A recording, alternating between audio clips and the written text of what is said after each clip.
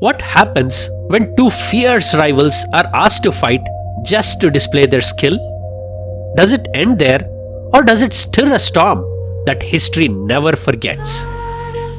Hello viewers, welcome back to Katha Yogam, where the timeless stories of the Mahabharata come alive.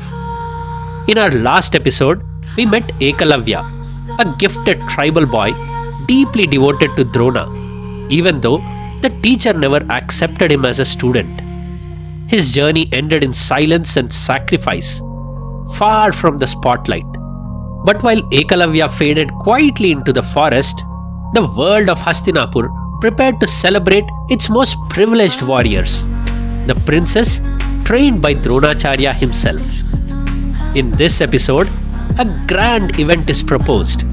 The arena is built, and one by one, the royal students begin to show their strength. And as the cheers grew louder, so does the storm that follows. Please take a moment of your precious time to subscribe to our channel. It costs you nothing, but your support will help us bring more captivating stories from the treasure trove of Indian epics to you.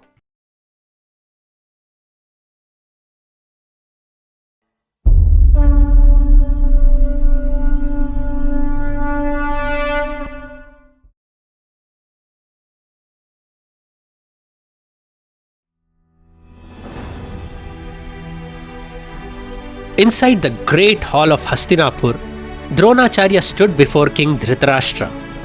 Beside the king were the wise Vidura and mighty Bhishma. Drona spoke with quiet confidence. Years of training were behind them, he said. The princes were ready. It was time for the world to see what they had become. He asked the king for permission to hold a public event, a grand display of skill by the royal students. A moment not just for praise, but for the people to witness the future protectors of their land. Dhritarashtra nodded slowly, moved by both pride and curiosity. Vidura gave his approval, and even the ever-thoughtful Bhishma agreed. The stage would be set. The world would soon see the strength of the Kuru bloodline.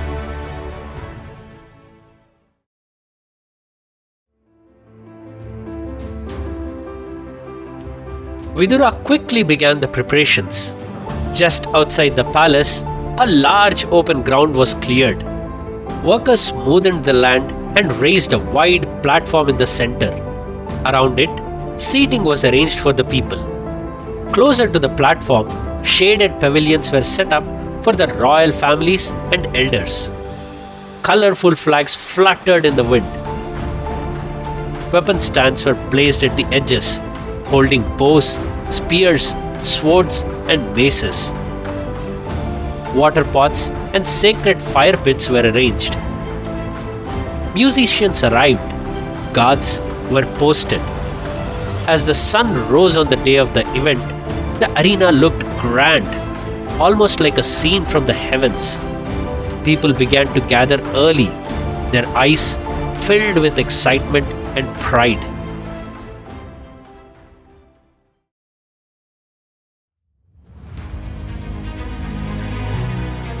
The sound of the drums echoed, trumpets called. The royal students entered the arena in a line led by Dronacharya. Their faces were calm, their bodies strong, their eyes steady. At the front was Yudhishthira, the eldest Pandava, gentle in speech, firm in values. He held his spear with quiet strength.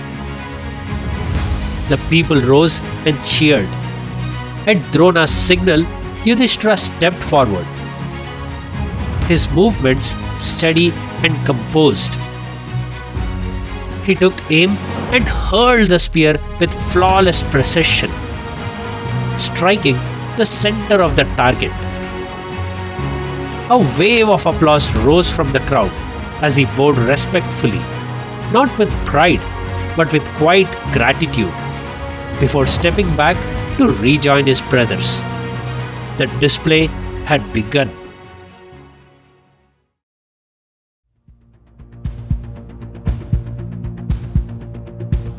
One by one, the princes took their turn. Nakula and Sahadeva showed swordplay, sharp, clean, and graceful. Dushyasana showed his strength with the mace. Others followed, each displaying a skill Drona had carefully taught. The people watched in awe. These were not boys anymore. They were warriors. Each prince stood taller than the last, pushing the limits of their training. The arena echoed with cheers. In that moment, the crowd saw not just power, but discipline, focus, and years of silent practice now brought to life.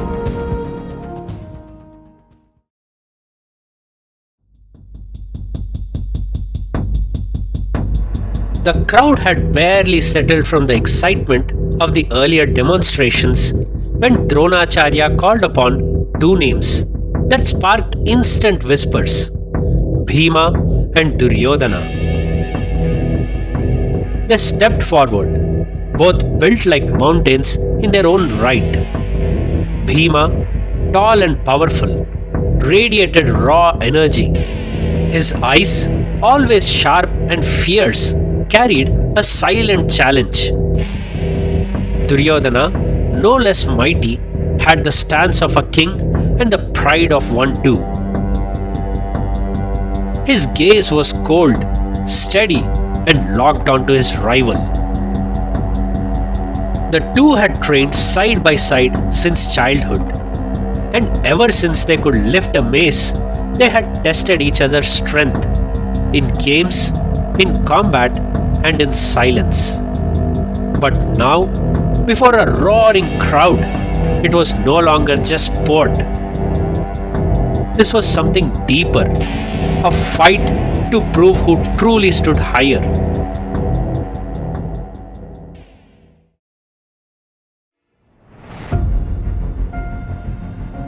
What began as a demonstration quickly turned into something else. The sound of maces clashing rang louder than the cheers. Sparks flew with every blow. The ground beneath them shook as their weapons smashed into each other. Bheema charged with force, swinging wide arcs that could bring down trees. Duryodhana met every strike, returning sharp counters. His footwork fast and precise. Their bodies moved like whirlwinds, dust flying, arms crashing, eyes burning with fury. The crowd leaned forward. What was meant to display control and skill was now a battle for dominance. Neither held back. They circled, attacked, dodged, and charged again. Blood dripped, muscles strained, voices rose, not in applause, but in concern.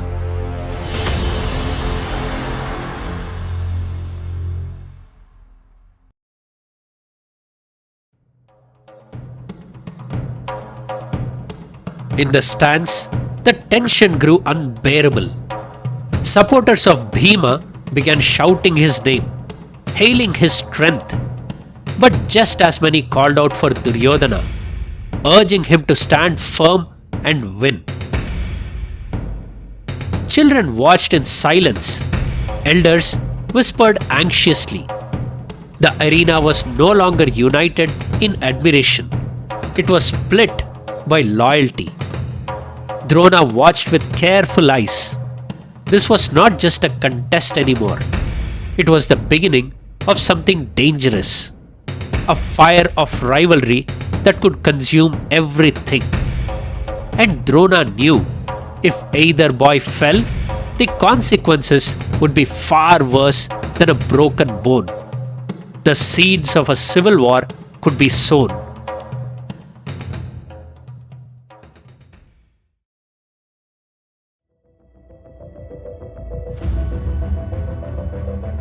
Realizing the tension could spiral, Drona made a swift decision.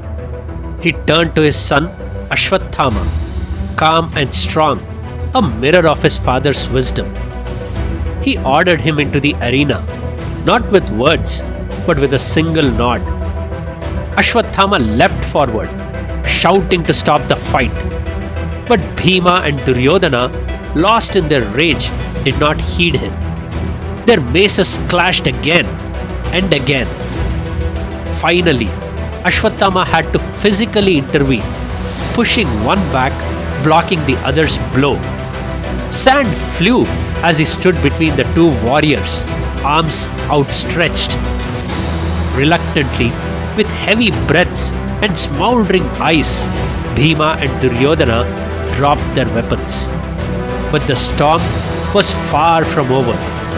The crowd sat frozen, unsure if they had just witnessed a fight or a glimpse of the war to come.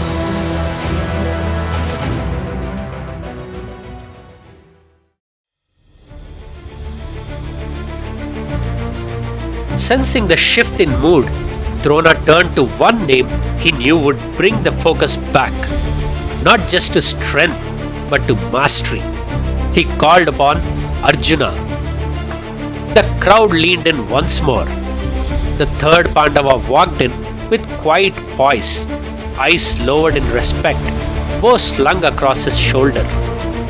He bowed to his teacher, then mounted his chariot. The horses, trained as finely as their rider, moved with perfect rhythm.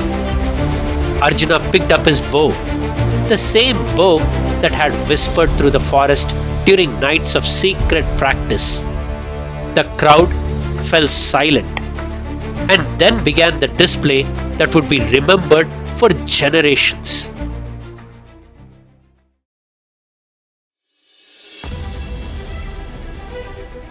What followed was not just a display, it was a revelation. Arjuna began with the Agneya Astra, and a great ring of fire appeared in the sky. Then came the Varunastra. A surge of water rose and extinguished the fire in a stunning spectacle. Next, the Parjanyastra. Dark clouds swelled above, rumbling with gentle thunder, casting long shadows across the arena. With the Vayuvyastra, Arjuna summoned sweeping winds that rushed through the stands, lifting garlands into the air, fluttering flags, and clearing the skies of every last cloud. The Bhaumastra brought forth a mound of earth, rising from the arena floor like magic. Then, with the Parvatastra, mountains formed, grand and immovable. And in an instant, Arjuna invoked the Antardhanastra, making all of it vanish into thin air. Gasps turned into awestruck silence. Arjuna didn't just show strength, he showed control, balance, and mastery.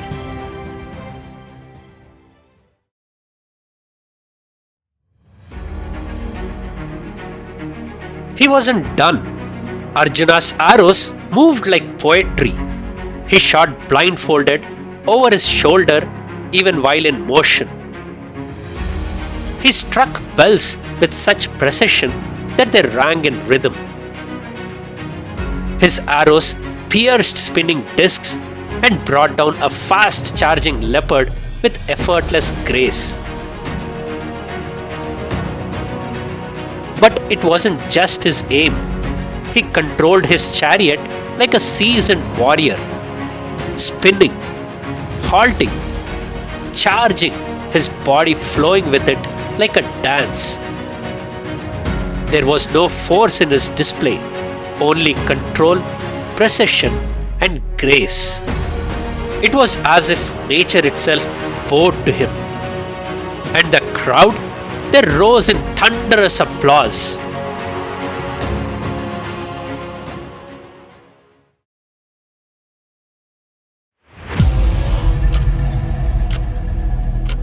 But even as the cheers echoed through the arena, a sound cut through them. The wheels of a chariot, the wind turned,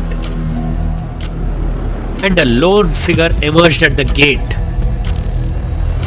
Clad in armor, bow in hand, eyes sharp, expression unreadable. Someone had come to claim the title Arjuna now seemed destined for. Karna had arrived. And just when the arena thought it had seen the peak of brilliance, destiny sent another spark. As Karna stepped into the light, bow in hand, and silence behind him, the earth itself seemed to pause.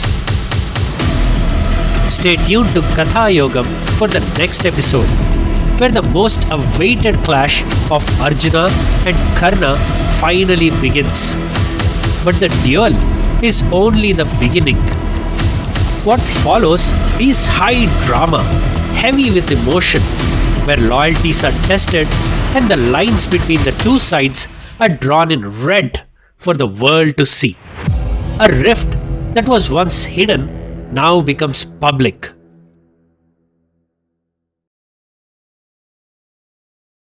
If you appreciate our work, please like and share this video with your friends and family. Subscribe to the channel and click the bell icon to get notified when we upload a new episode.